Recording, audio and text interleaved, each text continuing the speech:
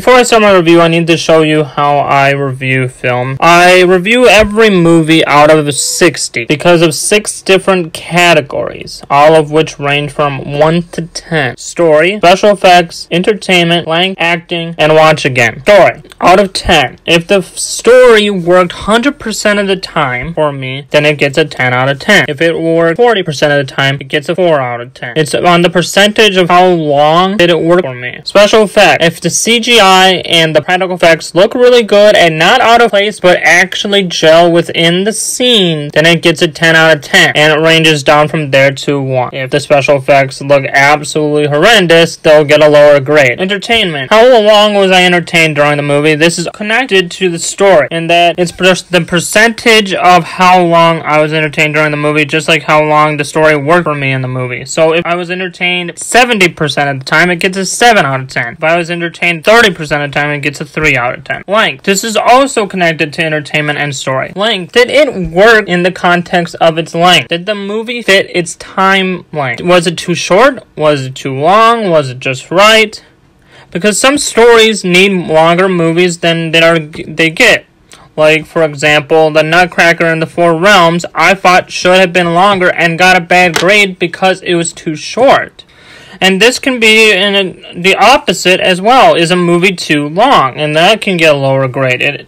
A 10 out of 10 for length is where a movie fit exactly the length that it was given. Acting. This one is self-explanatory. 10 out of 10 is amazing acting. 1 out of 10 is terrible acting. 10 out of 10 is Leonardo DiCaprio. 1 out of 10 is Tommy Wiseau. And watch again is my last category, which out of 10, watch again is, do I have the urge and the want to watch a movie again? Did it leave me wanting to watch it again? Did I have enough fun to want to watch it again? That is my review system. Now enjoy the review. What do we call you, sir? First name, Mr. Last name, Glass. Of course this has to happen. Hold on.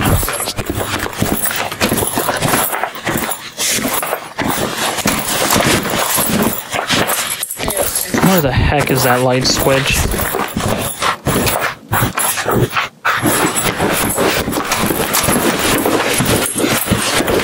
See anything. Hold on. The film Glass is a continuation of M. Night's Unbreakable, which came out in 2000, and Split, which was released in 2016. Those two previous films are a mandatory watch to truly understand the film and my review along with it. You'll be lost, so be warned. This film follows David Dunn, played by Bruce Willis, fighting crime and saving people using his supernatural abilities.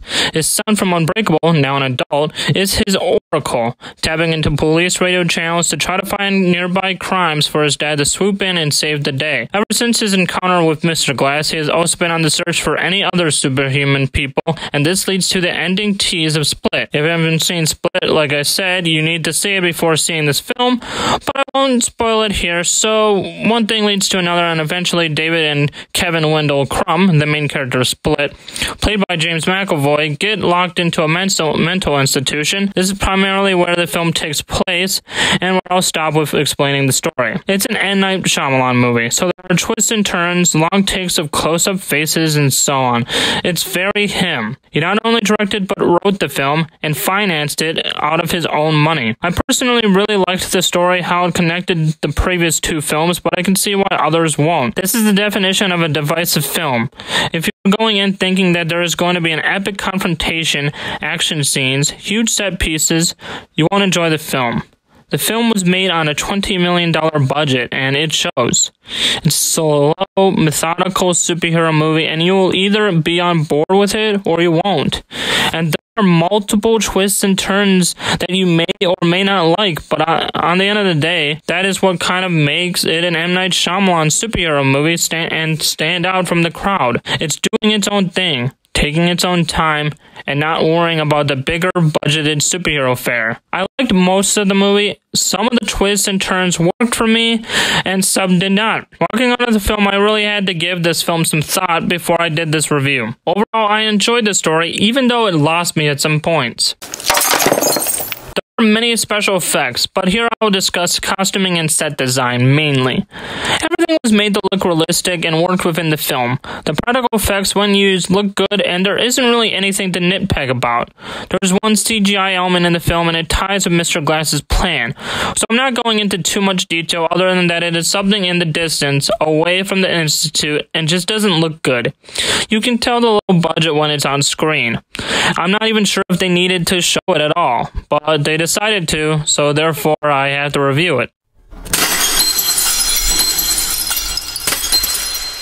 I was entertained in and out of the film. Sometimes the film dragged a little. I had a good time as I was already invested into the characters and I wanted to see where the film was going. I overall had a good experience watching the film, but I can see why others might not. It's a long movie. It's 2 hours and 9 minutes, and you feel it. There is no denying that. It probably could have been shorter, and definitely there were scenes that weren't necessary to show. But I gotta give M. Night credit. This is a director's film, and M. Night got to make the film he wanted to make. The length that he wanted to make it. That is an impressive and fantastic thing nowadays where it's mainly a studio-driven film industry. But I do have to say that it is a little long. Even for people who like the movie like myself, I can acknowledge that it is long and doesn't need to be as long as it is. The acting is the best part of the film. I thought everyone brought their all to the film, even if their characters weren't the best written. Because yes, the script is probably its weakest link. James McAvoy is of course the standout of the film as he showcases his character's 20 different personalities. One of these days he is going to win an Oscar, and it will be well deserved. Bruce Willis isn't phoning it in, so that's a plus in my book. Samuel L. Jackson is again fantastic as Mr. Glass whenever he shows up on screen, and especially scenes where he's actually speaking instead of just staring. Those three are given the most in the film to do, and they all elevate the film with their performances. This movie would not work if the acting wasn't as good as it is. And for some people, this film still doesn't work, but they can at least acknowledge that the acting is great. Because the film's script is the problem. It's not the acting. The acting is probably the best part. Speaking of that, Sarah Paulson tries her best with the material she was given. Long monologues that just go on for too long of a time, and I'm not sure, it just kind of you start droning her out. But her performance itself was good.